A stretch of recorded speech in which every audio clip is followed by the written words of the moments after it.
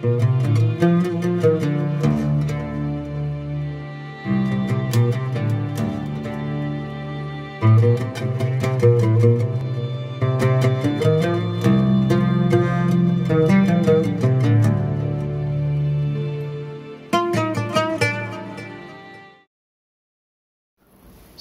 warahmatullahi wabarakatuh, Sobat Himami. Alhamdulillah kita masih diberi umur untuk berjumpa lagi dengan bulan Ramadan tahun ini, bisa berpuasa lagi meski dalam kondisi pandemi yang entah ya apakah lebih baik atau lebih buruk, tapi semoga kita bisa melewati ini dengan selamat, baik itu pandemi ataupun puasa Ramadan. Bagi yang berpuasa, memang puasa menyebabkan dampak pada tubuh, lemas, lapar, itu tidak bisa dihindari. Tapi seperti apapun kondisi kita tetap mesti melanjutkan bekerja. Meski lapar, meski lemas, gak boleh berhenti bekerja. Mungkin butuh lebih banyak jeda untuk istirahat, untuk mengambil napas.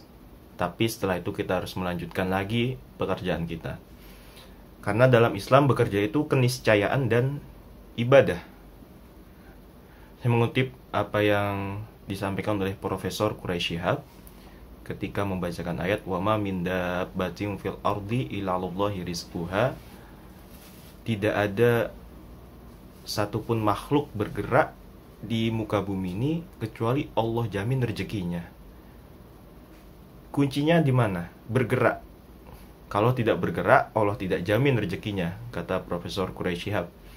Jadi meskipun kita sebagai muslim diperintahkan untuk bertawakal kepada Allah, mempasrahkan diri, tapi yang kita pasrahkan itu keputusan, apapun yang diputuskan Allah Subhanahu wa taala. Adapun sebagai makhluk, kita tidak gugur kewajiban untuk berikhtiar, untuk berusaha mencapai sesuatu, termasuk menggapai rezeki dalam bentuk apapun itu, pekerjaan apapun itu. Karena Rasulullah pernah ditanya, ayul kasbi atyab, beliau menjawab, pekerjaan apa yang paling baik? Beliau menjawab, amalur rajuli biyadihi wa kullu bai'in mabrur. Jadi apapun yang dikerjakan seseorang dengan tangannya, dan setiap jual beli yang mabrur, yang diterima. Jadi apapun jenis pekerjaan itu, selama tidak merugikan orang lain, tidak merampas hak orang lain, ya, tidak melanggar syariat, Rasulullah anggap mulia, Rasulullah anggap baik. Ya, karena itu kerja adalah ibadah. Ibadah juga karena bekerja itu bisa menjadi wasilah, medium untuk beribadah dengan khusyuk. Bayangkan kita sholat, kita beribadah dalam keadaan memikirkan kebutuhan-kebutuhan hidup yang belum terpenuhi.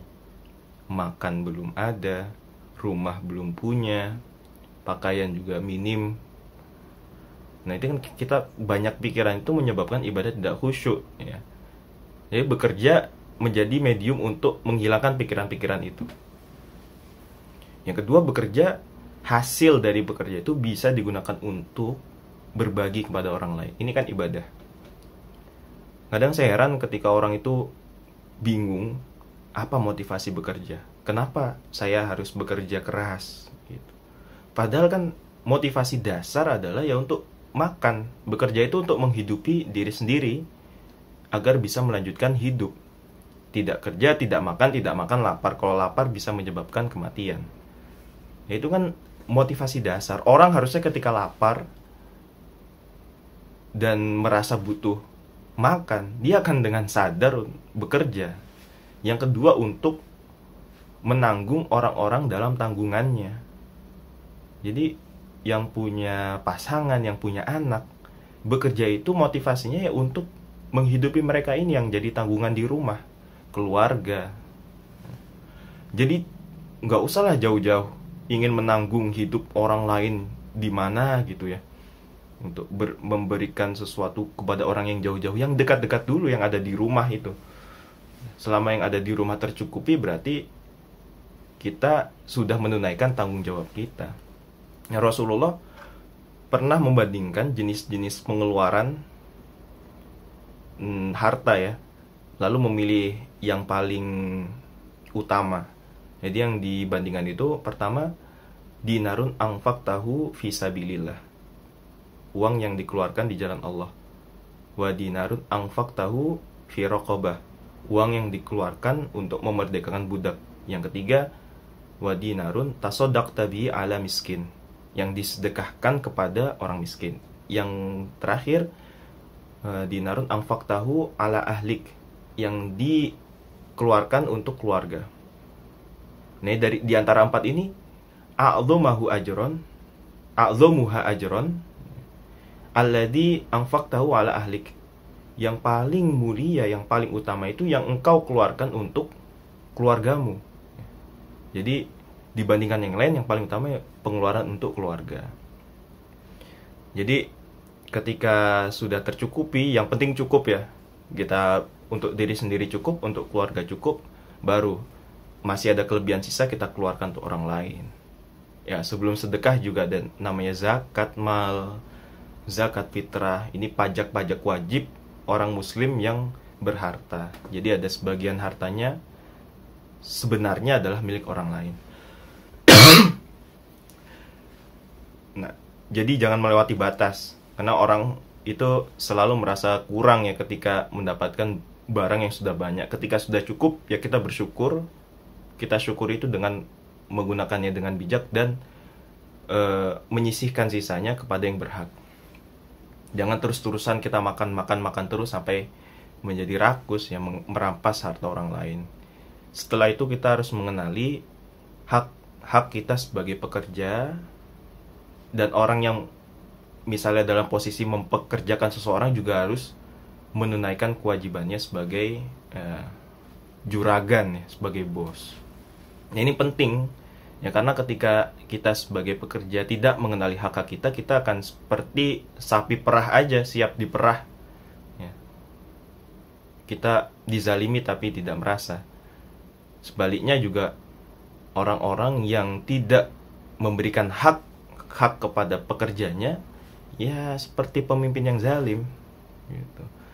Dan yang paling awal, hak paling penting yang harus dipenuhi adalah upah yang layak, upah yang sepatutnya, dan dikeluarkan dalam tempo yang sesingkat-singkatnya.